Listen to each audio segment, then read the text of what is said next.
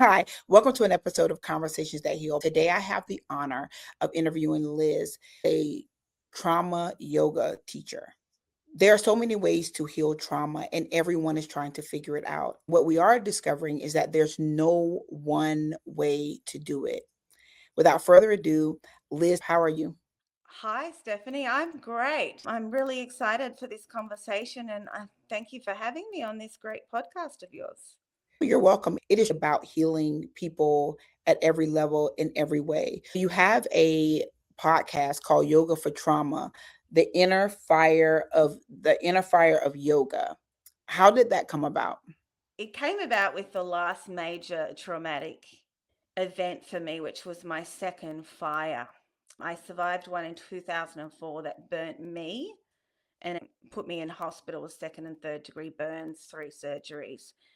That was 20 years before the second file. I've been studying yoga therapy, and it's a 2 year commitment on top of the 1,000 hours I've already done in actual training.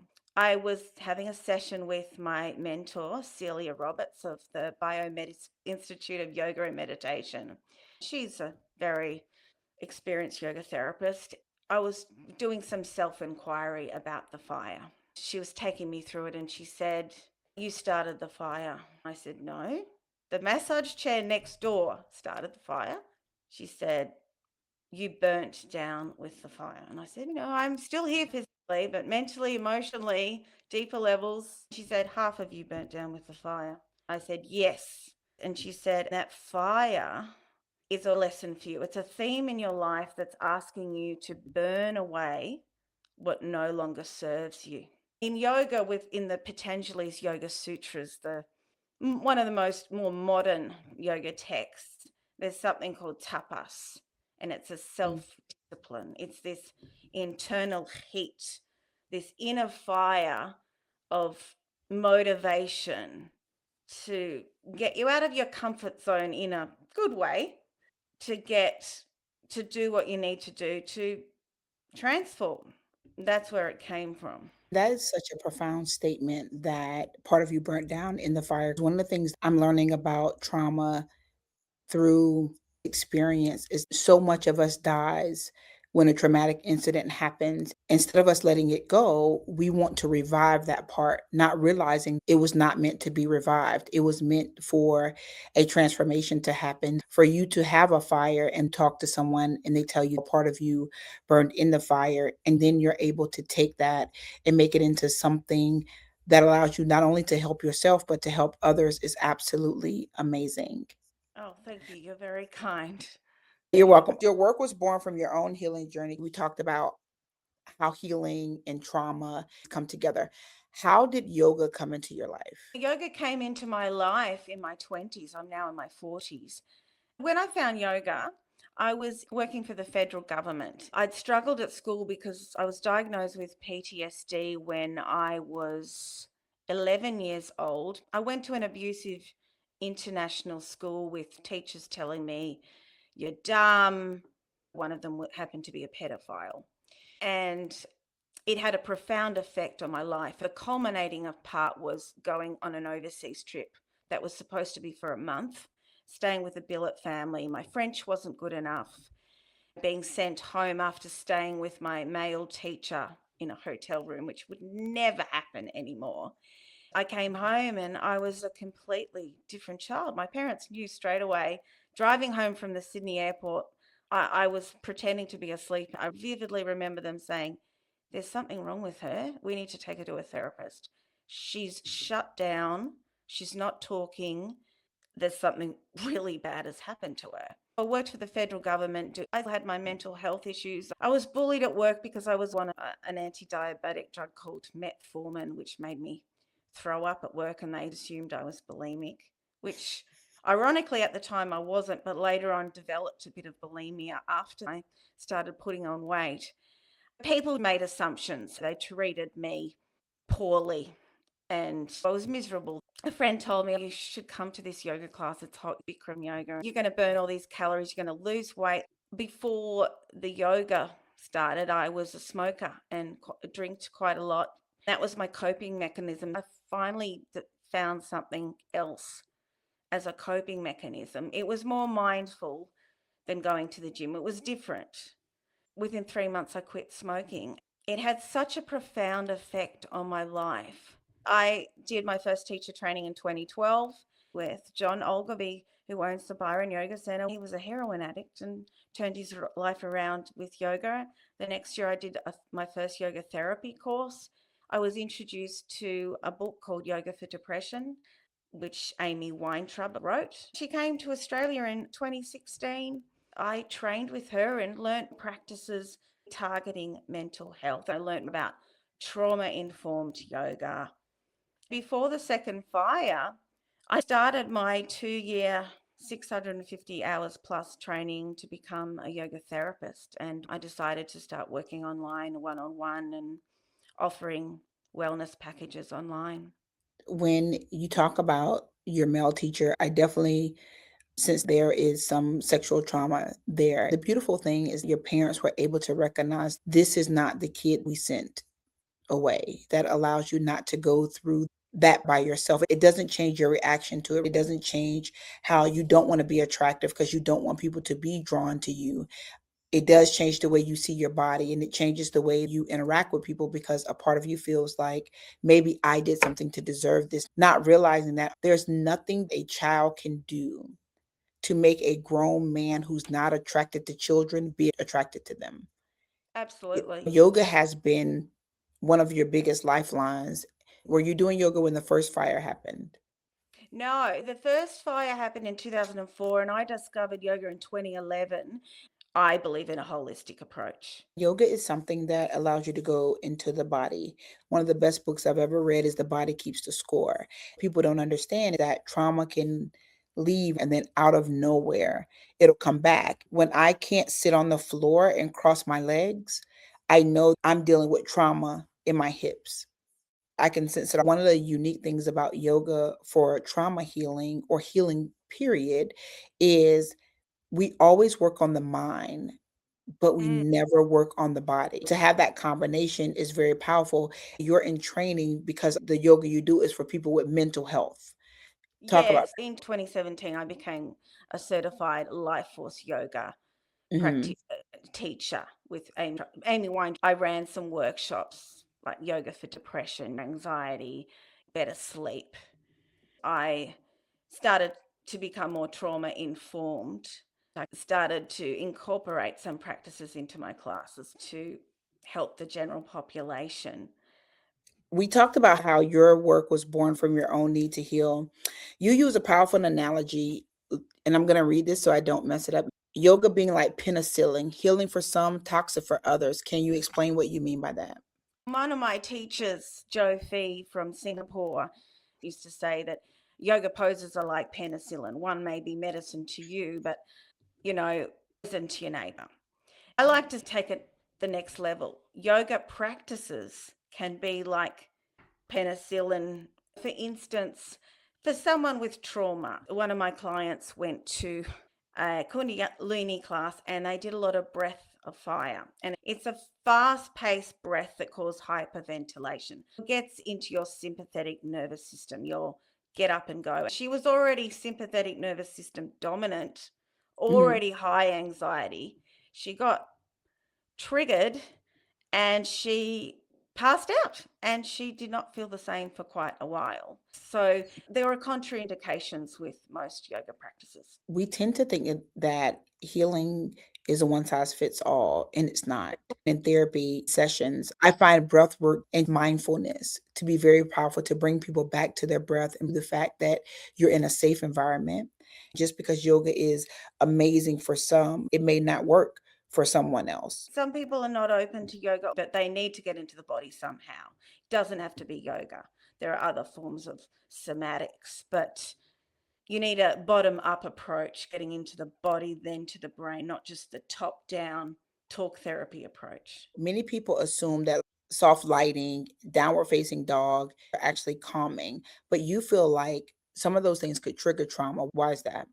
There are many triggers and it depends what's caused the trauma. I didn't realize what a thing about candles until the second fire. Funnily enough, the first Mhm. fire didn't make me scared of fire.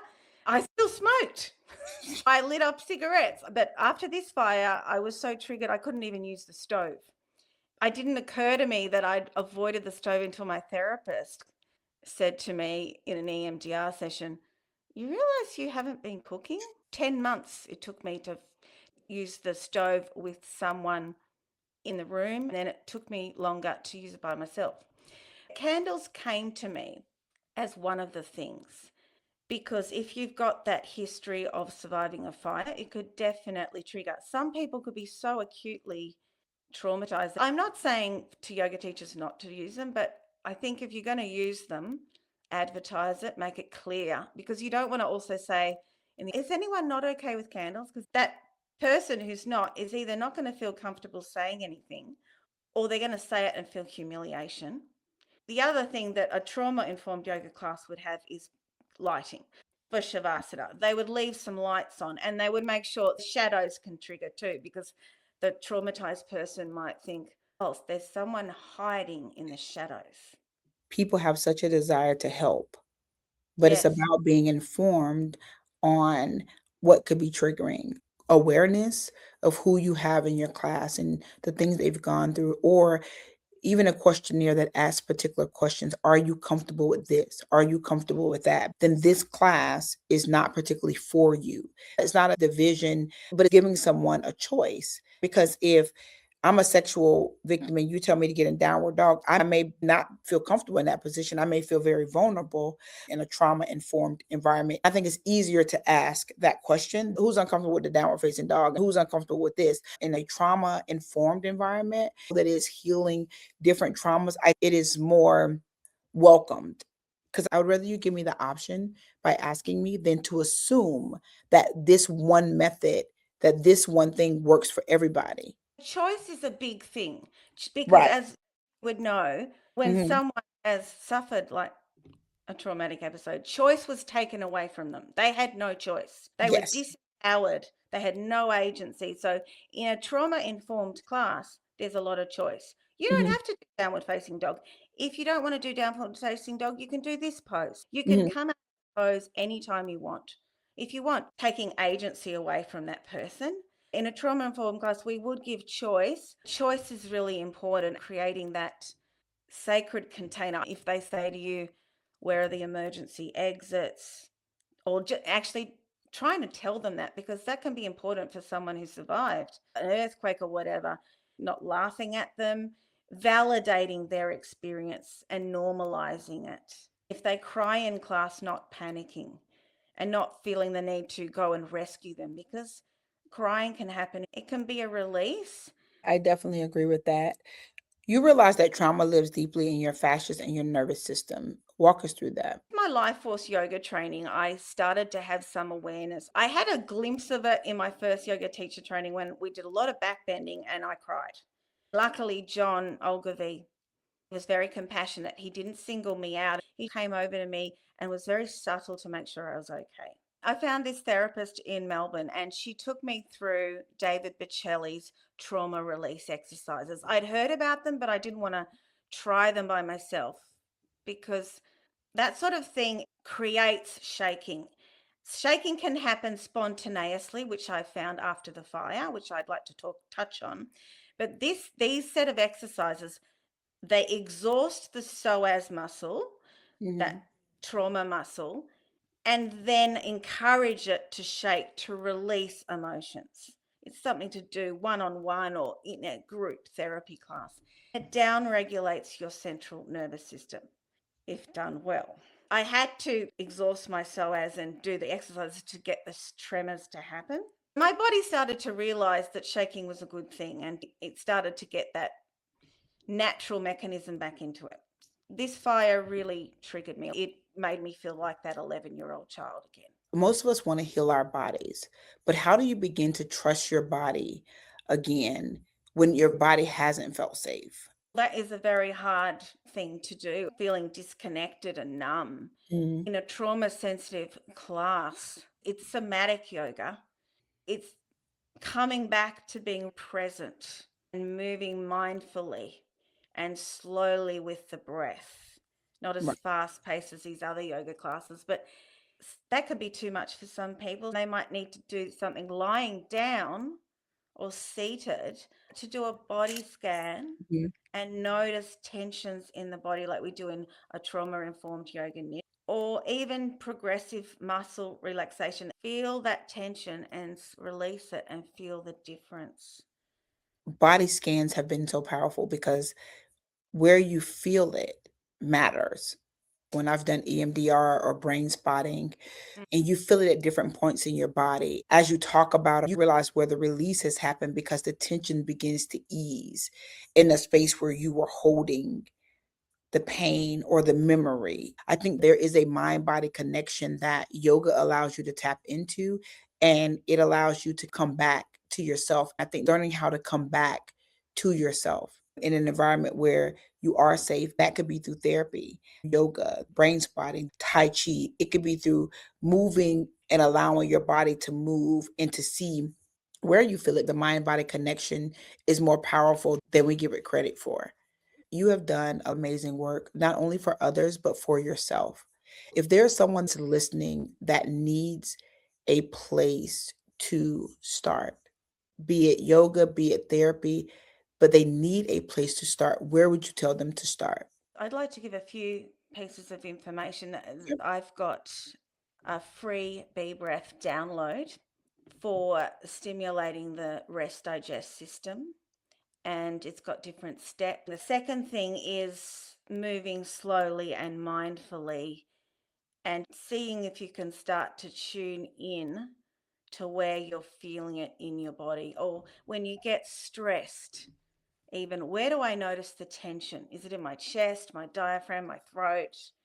Starting to notice if when you get triggered, like I did when I found out someone didn't have smoke alarms in the house and I was staying there overnight. Where do you feel it?